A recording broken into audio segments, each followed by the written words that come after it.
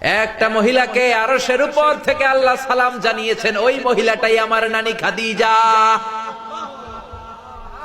বিশ্বনবী খাদিজার এত ভালোবাসতেন, বিশ্বনবী বলতেন, আল্লাহ কিয়ামতের দিন যখন কেউ কাউরে চিনবে না, ওই কঠিন দিনে আমি যেন আমার প্রাণের খাদিজারে ভুলে না যাই। খাদিজা ইন্তেকালের পরে বিশ্বনবী নিজ হাতে দাফন কাফন করলেন, কবরের সামনে দাঁড়িয়ে দোয়া করলেন। দোয়ার পরে সব সাহাবীরা ঘরে ফিরে যায়। আবু বকর বললেন, নবী চলেন ঘরে ফিরে যাই, দাফন শেষ, কাফন শেষ, দোয়াও শেষ। বিশ্বনবী বললেন, না আবু বকর, আমি যাব না, তুমি যাও, আমি কবরের সামনে দাঁড়িয়ে থাকব। যেই মহিলাটাকে এই কবরের মধ্যে আমি শোয়ালাম রে আবু বকর, এই মহিলাটা সাধারণ কোন মহিলা নয়, আমার বিপদের দিনের সঙ্গিনী খাদিজা। মক্কায় এই মহিলাটাই আমার হাতে প্রথমে কালিমা পড়ে ইসলাম ধর্ম গ্রহণ করেছে।